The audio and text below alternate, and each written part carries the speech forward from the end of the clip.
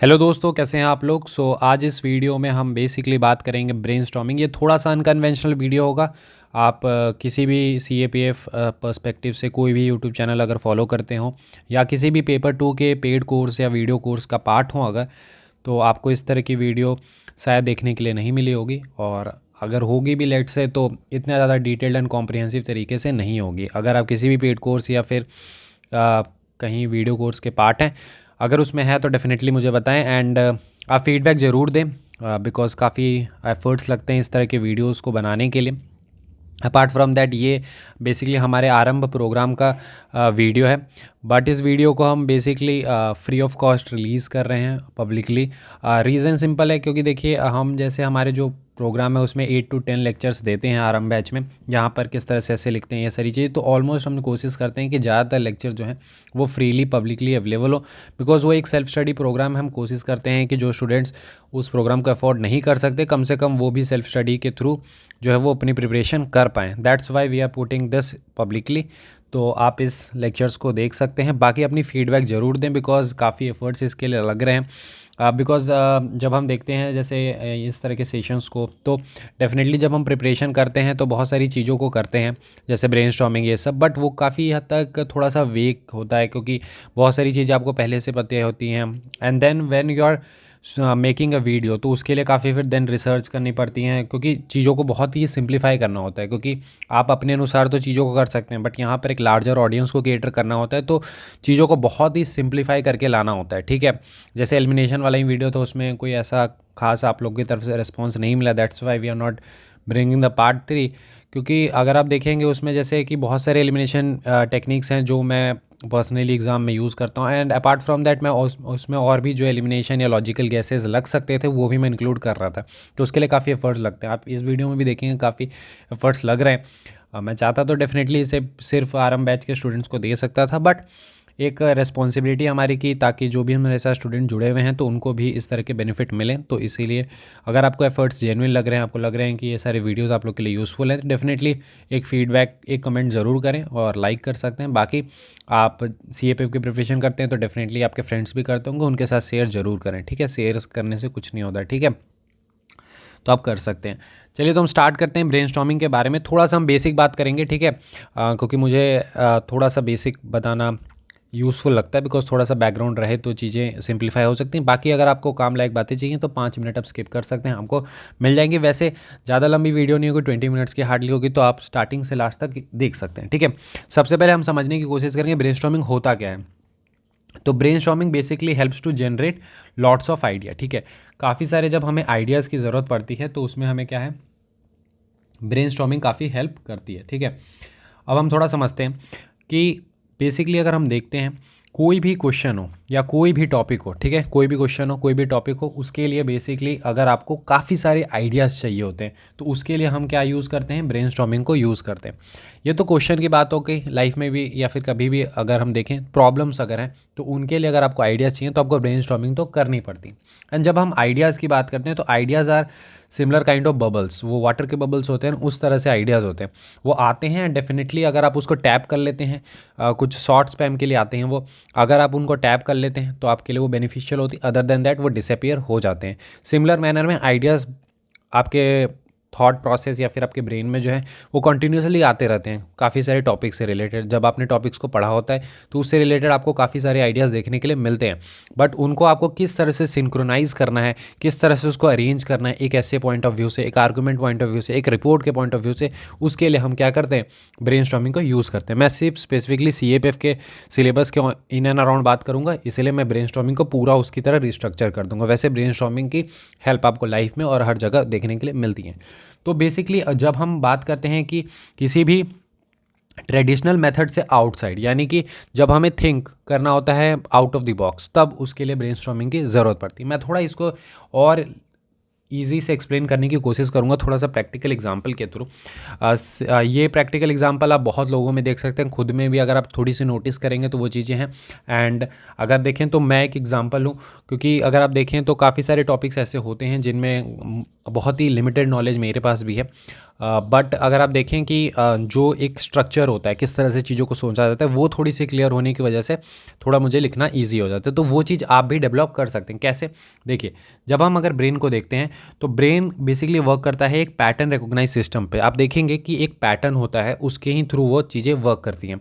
और ये जो है कन्वेंशनल या फिर रूटीन लाइक वर्क्स जब आप करते हैं तो उसके लिए यूज़फुल होता है। बट जब कॉम्प्लेक्स प्रॉब्लम या कॉम्प्लेक्स क्वेश्चंस आते हैं तो वहाँ पर ये चीज़ वर्क नहीं करती है। फॉर एग्जांपल अगर आप देखें, आपने भी ये चीज़ नोटिस की होगी। फॉर एग्जांपल फ़ोन, अगर लेट से आप कोई एक ब्रांड का फ़ोन यूज़ करते हैं, then you are switching to another phone, तो आपको थोड़े दिन सिंक करने में टाइम लगता है। लेकिन जब आप धीरे धीरे तो एक हैबिट डेवलप हो जाता है, देन आप सिंक हो जाते हैं। बहुत बार ऐसा होता है कि आप फॉर एग्जांपल यूट्यूब ओपन करना चाहते हैं तो आपको पता होता है कि वहीं पर वो आइकन है, आप हैबिचुअली आपको मतलब फिंगर्स आपकी वहीं जाती हैं। समझ रहे हैं? मतलब एक हैबिचुअल टास्क वो क्या हो जाता है, बन जाता है।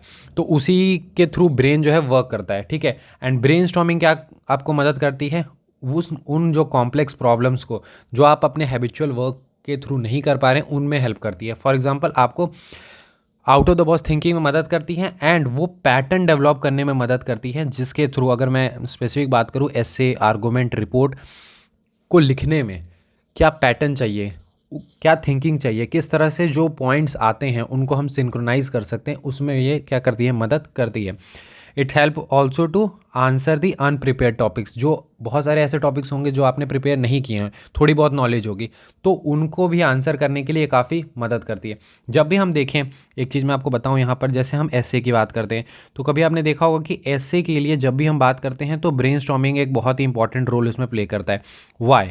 इसका रीज़न क्या है? आप देखेंगे कि जब हम जीएस के कोई भी क्वेश्चन की बात करते हैं या फिर ये, तो उसके आप देख सकते हैं एज इट इज़ आंसर्स जो हैं वो आपको देखने के लिए मिल जाएंगे, ठीक है। एज इट इज़ आंसर्स जो हैं वो देखने के लिए मिल जाएंगे। बट जब हम ऐसे की बात करते हैं तो उसमें एज इट इज़ चीज़ें नहीं होती हैं, ठीक है। उसमें उस टॉपिक से रिलेटेड नॉलेज होती है, ठीक है। उस टॉपिक से रिलेटेड नॉलेज होती है। हम जैसे हमारा आराम बैच भी है तो उसमें भी हम इस बात को बताते हैं, और जो पार्ट हैं वो डेफिनेटली जानते होंगे कि हम जैसे उसमें मॉडल आंसर अब देना स्टार्ट किए हैं because of the request of the student. But हम तो कहते हैं कि मॉडल आंसर आप प्रेफर ना करें, अपने खुद के आंसर्स लिखेंगे, that is very very efficient. उसको आप इंप्रूव करें कैसे? हम एक कंटेंट फाइल देते हैं जो कि एक कंप्लीट नोट्स की तरह होती है, 4 to 5 पेजेस होती हैं कॉम्प्रिहेंसिवली। एंड देन उसमें हम इंट्रो के लिए कोट्स, क्या टॉपिक पे हो सकता है वो, देन अपडेटेड वाली की मैं बात कर रहा हूँ, देन इसमें आपको इंट्रो में क्या लिखना है, देन बॉडी में क्या लिखना है, इस तरह से हम चीज़ों को देते हैं। ताकि हमारी मकसद क्या होता है कि फॉर एग्जांपल एक टॉपिक है, let's say Naxalism, I always use to take Naxalism ही प्रेफर करता हूँ मैं टॉपिक लेना। तो नक्सलिज्म अगर बात करें तो नक्सलिज्म को इतना कॉम्प्रिहेंसिवली कवर करना ताकि उससे रिलेटेड अगर जो नॉलेज चाहिए वो आपके पास होनी चाहिए, ठीक है। एंड देन आप उसको क्या कर सकें, मोल्ड कर सकें एसे की रिक्वायरमेंट के ऊपर, ठीक है। तो उस केस में ब्रेनस्टॉर्मिंग की हेल्प आती है, ठीक है। मैं अभी और थोड़ा सा इसको समझाने की कोशिश करता हूँ लेमन लैंग्वेज में। जब हम जैसे कि ब्रेनस्टॉर्मिंग की बात करें तो एक तो होता है फिलोसफिकल ऐसे, ठीक है। फिलोसफिकल ऐसे की अगर हम बात करें तो आपके लिए उतना रेलिवेंट नहीं है बिकॉज सिंगल एक या दो हार्डली देखने के लिए मिलता है।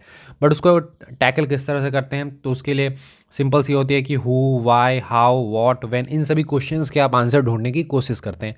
एंड जब इनके आंसर्स मिलते हैं आप उनको जॉट डाउन करते हैं, देन उन सभी के बीच एक कोहेरेंसी, एक लॉजिकली उन्हें अरेंज करने की कोशिश करते हैं, and then you try to find the solutions. और ऐसे जब उसको बहुत ही एफिशिएंटली जब आप उसे अरेंज करते हैं तो वो एक आपका बहुत ही शानदार ऐसे बन जाता है। बट आपके लिए ज़्यादा काम की चीज़ क्या है ये, क्योंकि आपके जो ऐसे मेनली आते हैं वो इशू बेस्ड ऐसे आपको देखने के लिए मिलते हैं।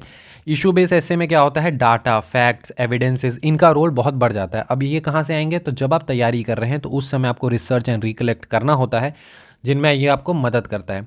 आरंभ बैच के स्टूडेंट्स को लगातार इनसे रिलेटेड जो है कंटेंट देखने के लिए मिल रहा होगा। कंटेंट फाइल में भी बहुत सारे आपको डाटा, फैक्ट्स, ये सारी चीज़ें मिलती हैं, तो वहाँ से आप कर सकते हैं। अपार्ट फ्रॉम दैट जो स्टूडेंट सेल्फ स्टडी कर रहे हैं वो खुद से इन सभी चीज़ों पर काम कर सकते हैं। एंड देन आती है इसे लॉजिकली अरेंज करने की बारी। तो अब हमारा फाइनली जो है ब्रेनस्टॉर्मिंग का वीडियो स्टार्ट हो रहा है। यहाँ तक मैंने सिर्फ थोड़ी सी बैकग्राउंड समझाने की कोशिश की कि किस तरह से चीज़ें होती हैं, क्या होती हैं, ये सारी चीज़ें, ब्रेनस्टॉर्मिंग क्या है, क्यों इसका यूज़ है।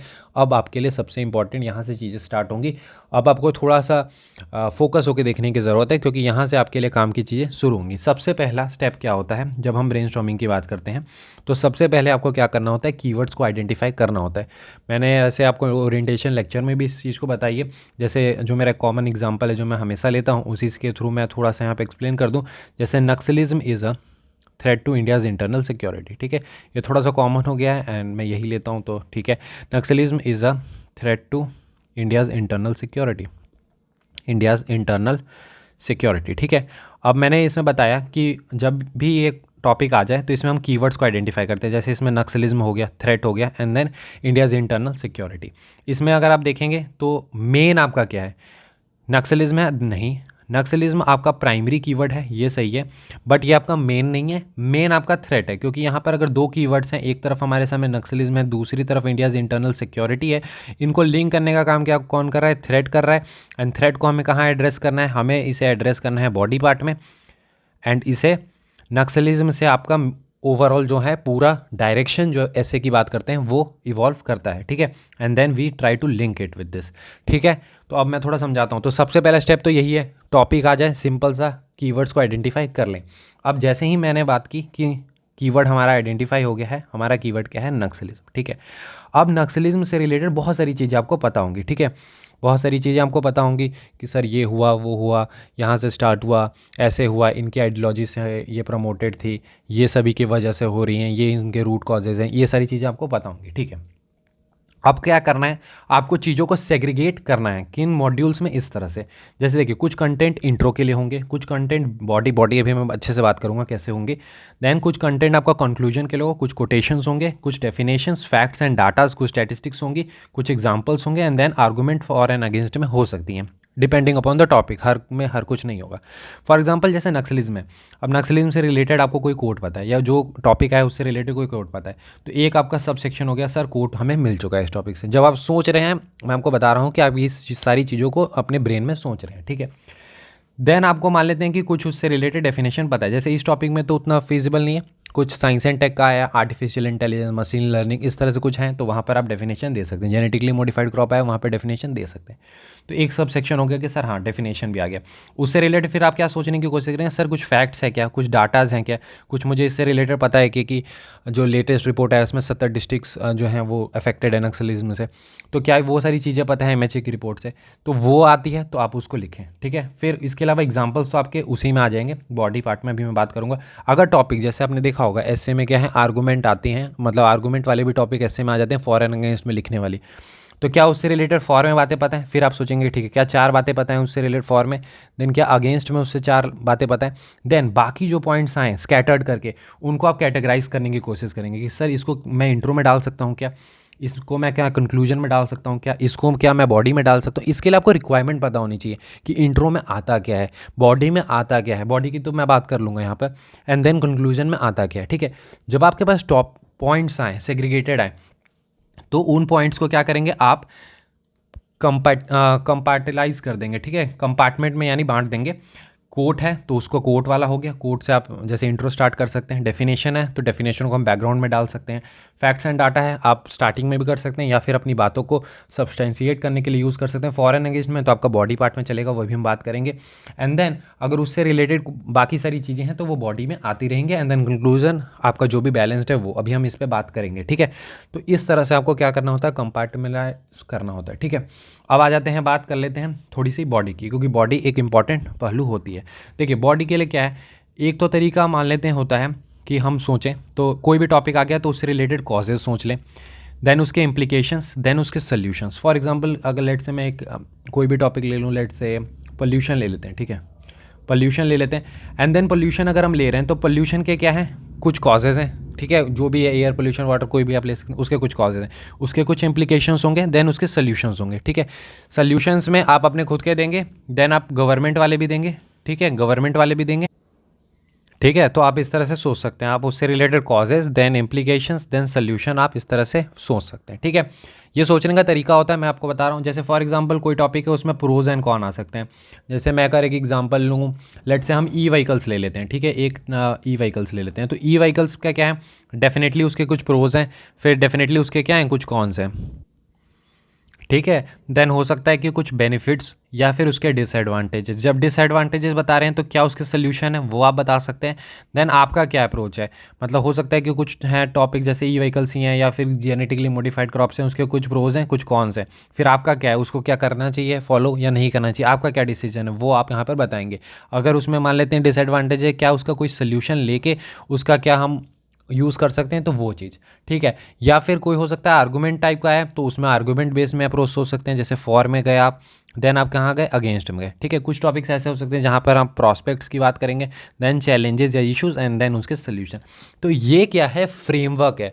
इस तरह से सोच सकते हैं जब टॉपिक से रिलेटेड कोई भी टॉपिक आता है तो उस टॉपिक से रिलेटेड आपके पास क्या पॉइंट्स हैं उनके बेसिस पर आपको सोचना है। ठीक है, पोल्यूशन आता है तो सोचे पोल्यूशन से रिलेटेड क्या आपके पास कोई डेफिनेशन या कुछ ऐसा है, कुछ डाटा है, एयर क्वालिटी इंडेक्स का कुछ भी है, देन क्या उससे रिलेटेड कॉजेज़ हैं। तो इस तरह से अगर नहीं है तो सोचें कि ठीक है क्या दो तीन कॉजेज़ मैं सोच सकता हूँ, क्या मैं उसके दो तीन इम्प्लीकेशन सोच सकता हूँ, क्या मैं दो तीन उसके सोल्यूशंस बता सकता हूँ, क्या मुझे उससे रिलेटेड कोई गवर्नमेंट इनिशिएटिव पता है। तो इस तरह से जब आप कंपार्टमेंटलाइज करके उन चीज़ों को सोचेंगे तो वो आपके लिए काफ़ी हेल्पफुल रहेगा, रेदर देन कि सेग्रीगेटेड सोचें। जो स्टार्टिंग में पॉइंट देखिए, स्टार्टिंग में पॉइंट्स क्या आएंगे, आप जब कोई भी टॉपिक के बारे में सोचना स्टार्ट करेंगे तो क्या होगा, स्टार्टिंग में तो जो टॉपिक से रिलेटेड आपको चीज़ें पता हैं वो आएंगी, तो उनको आपने जॉट डाउन कर लिया और उसको कंपार्टमेंट में बांट देंगे कि सर ये कंपार्टमेंट का ये आ जाएगा, ये इस पार्ट वाले में आ जाएगा, ये इस पार्ट में आ जाएगा। देन जो जो कंपार्टमेंट फिल नहीं हुए, पोल्यूशन पे टॉपिक आया, आपने कॉजेज सोच लिया स्टार्टिंग ही, जब आपका दिमाग में वो टॉपिक आया ना तो कॉजेज आने लग गए अपने आप। देन आपको उससे रिलेटेड मान लेते हैं सोल्यूशंस भी आ गए। अब आप देखेंगे सर इंप्लीकेशंस मुझे इससे रिलेटेड नहीं पता है, तो आप सोचने की कोशिश करें क्या मैं इसमें 2 से 3 इंप्लीकेशन कुछ सोच सकता हूँ, स्ट्रेस करेंगे and then you try to find out, और उस जो ब्लैंक है उसको फिल करने की कोशिश करेंगे। यानी कि मैं बात कर रहा हूँ कि आप अगर इस तरह से फ्रेमवर्क बना लें कि sir intro, body, conclusion, body में 4 पैराज आएंगे, ये एक बैकग्राउंड अगर है तो ठीक है, देन कंक्लूजन। तो जो जो आपके ब्लैंक्स हैं वो अगर फिल होने स्टार्ट हो गए, ठीक है, इंट्रो फिल हो गया, बॉडी का पहला पैरा फिल हो गया, सेकंड नहीं पता, थर्ड से रिलेटेड कुछ जानकारियाँ, फोर्थ नहीं है, तो आप फिर सेकंड और फोर्थ के बारे में थोड़ा सोचेंगे कि क्या मैं इससे को फिल करने के लिए कर सकता हूँ। अगर मान लेते हैं ई व्हीकल्स हैं, उनमें मान लेते हैं प्रोज ही प्रोज आपको याद आ रहे हैं, कौन सा आपको सिर्फ एक याद आए जब आपने पहली बार टॉपिक देखा, फिर आप पूरी तरह से स्ट्रेस करेंगे कि सर क्या मैं एक कम से कम और डिसएडवांटेज सोच सकता हूँ, क्या एक कौन और सोच सकता हूँ, क्या एक और सोच सकता हूँ। इस तरह से जब आप स्ट्रेस करेंगे तो एक और मिल गया लेट से। तो इस तरह से जो ब्लैंक्स फिल होती हैं उनको फिल करने की कोशिश करेंगे, तो इससे आपका ऐसे जो होता है वो मल्टी डायमेंशनल भी होता है। एंड देन इस एक्सरसाइज को अगर आप रेगुलर, क्योंकि अभी आपके पास टाइम है, करेंगे तो आपकी थॉट प्रोसेस, जो मैं बता रहा था कि ब्रेन एक पैटर्न रिकॉग्निशन सिस्टम पे वर्क करता है, उस तरह से आपका ब्रेन क्या होगा, ट्रेंड हो जाएगा। जब भी कोई टॉपिक आएगा तो वो इसी प्रकार से सोचेगा। आर्गुमेंट वाले हैं तो आपके पास मान लेते हैं फॉर में 5-6 पॉइंट्स आ गए, देन आप अगेंस्ट में जब देखेंगे तो अगेंस्ट में आपके पास कम पॉइंट है तो आप अगेंस्ट में सोचेंगे, देन बैलेंस्ड कंक्लूजन आप देने की कोशिश करेंगे। ठीक है, तो ये सारी चीज़ें थी। अब मैं थोड़ा सा और बात करूँगा, जैसे कि फॉर एग्जांपल कुछ टॉपिक्स ऐसे होते हैं जहाँ पर हमें उससे रिलेटेड कंटेंट नहीं पता होता है, हमें उससे रिलेटेड ज़्यादा जानकारी नहीं होती है। ठीक है, फिलोसफिकल ऐसे भी हो सकती हैं, या फिर कुछ टॉपिक ऐसे होंगे जिनके बारे में ज़्यादा नॉलेज नहीं होगी, तो हम उससे रिलेटेड कंटेंट कैसे लाएं। देखिए अगर आप CSE में देखेंगे ना तो मैं GS1, GS2, GS3 तीन की बात करता हूँ। ठीक है, मैं बोलता हूँ कि इनके ना सिलेबस याद कर लें। ठीक है, GS1 में 3 है, इस तरह से अगर आप याद रखेंगे ना तो ये काफ़ी हेल्पफुल रहता है पॉइंट्स ढूंढने में। अगर कोई भी टॉपिक से रिलेटेड आपको कुछ भी पॉइंट्स नहीं आती तो आप उससे रिलेटेड पॉइंट्स इन फ्रेमवर्क में सोच सकते हैं। फॉर एग्जांपल अगर मैं कोई भी एक टॉपिक ले लूँ, लेट से कोई थीम ही ले लेता हूँ, लेट से वुमेन ले लिया। ठीक है, वुमेन ले लिया। अब देखिए सबसे पहले आप उसका हिस्टोरिकल एंगल देखें। ठीक है, हिस्टोरिकल में क्या, अब वुमेन है तो कुछ एग्जांपल सोच लें, कौन सा टॉपिक है उसके ऊपर डिपेंड करेगा। ठीक है, फॉर एग्जांपल एक और मैं दो लेके चलता हूँ ताकि और थोड़ी क्लैरिटी आपको दे पाऊँ। एग्रीकल्चर एक ले लेते हैं, एक टॉपिक वुमेन लेके चलेंगे, एक एग्रीकल्चर, थोड़ा मैं सोचने के लिए आपको मजबूर करूँगा।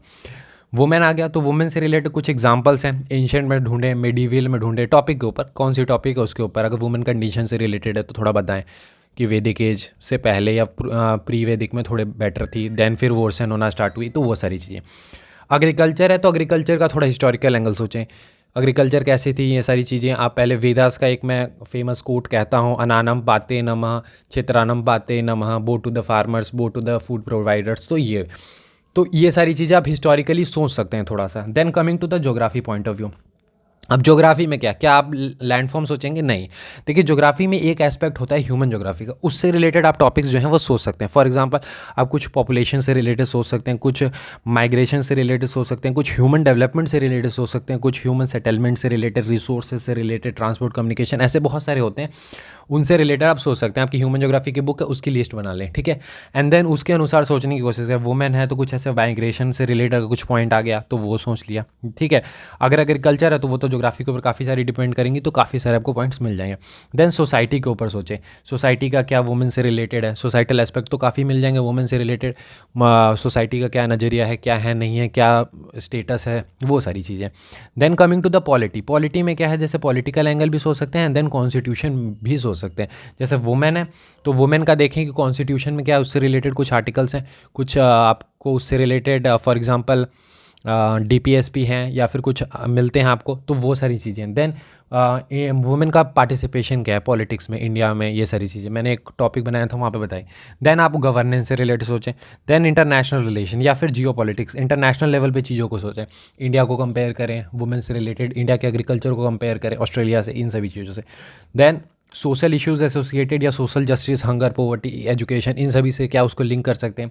जब वुमेन की बात करें तो वुमेन में हंगर की प्रॉब्लम, वुमेन में पॉवर्टी, इन सभी की प्रॉब्लम, वुमेन की एजुकेशन की प्रॉब्लम, क्या आपको गैप देखने के लिए मिलता है, वो सभी। अपार्ट फ्रॉम दैट एनवायरनमेंट से रिलेटेड, डिजास्टर मैनेजमेंट से रिलेटेड। देन इकोनॉमी एंगल देखें, वुमेन की एग्रीकल्चर कितना कंट्रीब्यूट करा है, वो सारी चीज़ें। देन इंटरनल सिक्योरिटी, ठीक है। फिर science and tech, science and tech काफ़ी जगहों पे यूज़ हो जाती है वुमेन से रिलेटेड, या एग्रीकल्चर में काफ़ी यूज़ हो जाएगा, ड्रोन्स, ये सारी चीज़ें। तो वो अगर कोई इथिकल एंगल आ रहा है तो वो भी यूज़ कर सकते हैं। मैं ये कह रहा हूँ कि इस तरह से जब आप सोचेंगे ना, तो आपको बहुत सारे टॉपिक्स में ऐसे होंगे जहाँ पॉइंट्स नहीं मिलेंगे, तो आप इन फ्रेमवर्क में जब सोचना स्टार्ट करेंगे तो आपको पॉइंट्स मिलेंगे। मैं ये नहीं कह रहा हूँ कि सारे में ही पॉइंट्स मिल जाएंगे, ऐसा नहीं होगा कि सारे में, लेकिन अगर इनमें से 4 में भी मिल गए, 5 में भी मिल गए, तो आपके पास कंटेंट हो जाएगा लिखने के लिए, ठीक है। जो ऐसे आपको नहीं पता उसकी मैं बात कर रहा हूँ। जहाँ पर आपको उस फ्रेमवर्क में पता है कॉजेज, इम्प्लीकेशन, सॉल्यूशंस, तो वहाँ पर आप इन चीज़ों को कर सकते हैं। सिमिलर मैनर में रिपोर्ट की अगर बात करें तो रिपोर्ट में बेसिकली जो आपका फॉर्मेट होता है उस तरह से सोचने की कोशिश करें, व्हाट, व्हेन, ठीक है। तो उस तरह से जब आप सोचेंगे तो डेफिनेटली वो आपके लिए काफ़ी हेल्पफुल रहेंगी, ठीक है। देन कमिंग टू दिस, कुछ जैसे प्रिकॉशंस हैं जो आपको मेज़र लेने पड़ेंगे, ठीक है, when we are talking about this, ठीक है। देखिए अगर हम बात करते हैं यहाँ पर, सबसे पहले थोड़ा सा टाइम लिमिट में रहने की, अभी नहीं, प्रैक्टिस के टाइम पे नहीं, एग्ज़ाम में, क्योंकि ऐसा ना हो कि आप ब्रेनस्टॉर्मिंग किए जा रहे हैं एग्ज़ाम में, तो वो चीज़ आपको फोकस करनी है। लेकिन अभी जितना हो सकता है टाइम लें, क्योंकि अभी अगर टाइम लेंगे ना तो वो क्या होगा, एट दी एंड आपके लिए काफ़ी हेल्पफुल रहेगी फॉर योर ब्रेन, बिकॉज आपकी ब्रेन जो है वो काफ़ी ज़्यादा हैबिचुअल हो चुकी होगी, ठीक है। डोंट बी नेगेटिव, पॉइंट जो है वो नेगेटिव ना ढूंढें, ठीक है। And try to be close to the topic, ये नहीं कि ब्रेनस्टॉर्मिंग करते करते पता चला टॉपिक से ही बाहर चले गए, वो नहीं करना है। रिपीटेशन को अवॉइड करना है। जैसे कभी कभी ऐसा होता है आर्गूमेंट में खासकर होता है, ये 2 टॉपिक्स जो हैं वो सिमिलर टाइप के ही मिल रहे हैं, मतलब सॉरी 2 बेसिकली जो स्टेटमेंट्स हैं वो सिमिलर मिल रहे हैं, तो आप उनको क्लब करके एक कोहेरेंट मीनिंग निकालने की कोशिश करें, ठीक है। तो ये बहुत ही एक अच्छा अप्रोच होता है। अपार्ट फ्रॉम दैट अगर हम रिपोर्ट की बात करते हैं तो रिपोर्ट में जैसे मैंने बताया व्हाट, व्हेन, वेयर ये लिखें, देन हाउ, कॉजेस, ये सारी चीज़ें, इश्यूज़, रीजंस, फिर यहाँ पर गवर्नमेंट इनिशिएटिव अपने नहीं देंगे, गवर्नमेंट के सारे देंगे, एंड देन अगर कोई एक्सपर्ट ओपिनियन है तो वो दे सकते हैं। तो इस तरह से आप सोचने की प्रैक्टिस करें। अपार्ट फ्रॉम दैट अगर हम रिपोर्ट की बात करते हैं तो रिपोर्ट में आप बेसिकली क्या फोकस कर सकते हैं, सोर्सेस। देखिए कुछ ट्रिक्स होती हैं जो आप भी इस्तेमाल कर सकते हैं। कभी कभी क्या होता है, काफ़ी सारे स्टूडेंट्स कहते हैं कि सर मुझे इससे रिपोर्ट से रिलेटेड तो कुछ ऐसे इंस्टीट्यूशंस, ये सारी मिनिस्ट्री, ये सब तो पता ही नहीं होते, मैं कैसे उसको यूज़ करूँ। तो थोड़ा सा अगर आप प्रैक्टिकल इस्तेमाल करेंगे ना नॉलेज को, तो काफ़ी हेल्पफुल हो जाती है। जैसे आप पहले से ही लिस्ट बना लें, फॉर एग्जांपल जैसे डिजास्टर मैनेजमेंट से रिलेटेड टॉपिक आ रहा है तो आप वहाँ पर एनडीआरएफ, ठीक है, आर्मी का रोल होता है, देन सीएपीएफ, एसडीआरएफ, ठीक है, देन आईएमडी, इंडियन मेट्रोलॉजिकल, तो इन सभी को आप कोट कर सकते हैं बिकॉज ये कहीं ना कहीं उसमें वर्क करती हैं। फॉर एग्जांपल कुछ ऐसा आता है तो आप पुलिस रिफॉर्म से रिलेटेड दे सकते हैं, या फिर फॉर्मर डीजीपी, इस तरह से फॉर्मर इलेक्शन कमिश्नर, इस तरह से दे सकते हैं। अपार्ट फ्रॉम दैट अगर कोई टॉपिक स्पेसिफिक आता है तो आप उससे रिलेटेड ना कमिटीज़ को कर सकते हैं, जैसे parliamentary standing committee on agriculture, ठीक है। तो इस तरह से, क्योंकि ज़्यादातर के होते ही हैं। अपार्ट फ्रॉम दैट आप इस तरह से बता सकते हैं कि एनुअल स्टैटिस्टिक रिपोर्ट हर बार होती है, जैसे अभी देखेंगे वुमेन के भी हुई थी, तो annual statistic report release by this ministry, इस तरह से centre pollution control board, state pollution control board, ministry of this. तो ये सभी को ना आप ऐसे रैंडमली कोट कर सकते हैं, उसमें आपको कोई भी इशू देखने के लिए नहीं मिलेगी। और इन सभी चीज़ों को अगर आप कोट करेंगे तो बहुत बार क्या होता है कि सही होता है वो, ठीक है। तो ये आपके कुछ तरीके हुए हैं, ठीक है। अब मैं थोड़ा सा अनकन्वेंशनल तरीके पे यहाँ पर थोड़ा सा बात करूँगा। हो सकता है कुछ स्टूडेंट्स को ये चीज़ें ना लगें, बट मैं थोड़ा सा अनकन्वेंशनल पे बात करूँगा। जिनको ये सारे पॉइंट्स लेने हैं वो ले सकते हैं, ठीक है। अनकन्वेंशनल पे मैं क्या बात कर रहा हूँ, देखिए बहुत बार ऐसा होता है कि काफ़ी बार हम बहुत सोचते हैं, इन सभी चीज़ों पे करते हैं, बट फिर भी क्या होते हैं, पॉइंट्स नहीं आते। तो उन केसेस में आपके पास कुछ टूल्स होने चाहिए जिन्हें आप यूज़ कर सकते हैं। टूल्स कैसे होते हैं, जैसे फॉर एग्जांपल कोई भी टॉपिक आता है ना, तो आप ऐसा कह सकते हैं कि सर हम इसे ना सॉल्यूशंस में कह सकते हैं कि इसे हमें ऐसा करना चाहिए कि we can make it the part of curriculum. School curriculum का हम इसको पार्ट कर सकते हैं। डिजास्टर मैनेजमेंट आ गया, कह देंगे डिजास्टर मैनेजमेंट को स्कूल करिकुलम का पार्ट बनाना चाहिए। अब बना हुआ है तो आप बोलेंगे उसको स्ट्रिक्ट इम्प्लीमेंटेशन, उससे रिलेटेड अवेयरनेस, नॉलेज वो पढ़ाई जा सके। इसमें अवेयरनेस भी आप इंक्लूड कर सकते हैं, ठीक है, कि अवेयरनेस भी उससे रिलेटेड होनी चाहिए। अपार्ट फ्रॉम दैट, जैसे क्लाइमेट चेंज है तो आप उसको बताएं कि स्कूल करिकुलम का उसको पार्ट बना देना चाहिए। अपार्ट फ्रॉम दैट आप क्या यूज़ कर सकते हैं, जैसे कि कहीं पे भी कुछ भी आ रहा है ना, तो आप उसको इस तरह से लिख सकते हैं कि सर इसमें ना गवर्नमेंट को क्या यूज़ करना चाहिए, मल्टी प्रॉन्ग्ड अप्रोच यूज़ करने की ज़रूरत है, मल्टी प्रॉन्ग्ड अप्रोच, ठीक है। तो ये बात आप बता सकते हैं, मल्टी प्रॉन्ग्ड अप्रोच। या फिर आप इस तरह से बता सकते हैं कि दिस रिक्वायर्स, मैं लिख देता हूँ exactly, this requires proactive policy framework, just a minute, not policy management, ठीक है। मैं बोल देता हूँ वो बेटर होगा, पूरा लिखना फिर वीडियो लेंदी हो जाएगी।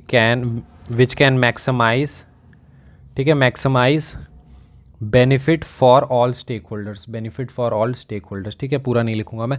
तो requires policy, proactive policy management which can maximise the benefit for all stakeholders. तो ये आप लिख सकते हैं, ठीक है, जिनमें आपको टॉपिक्स नहीं मिल रही हैं, ठीक है।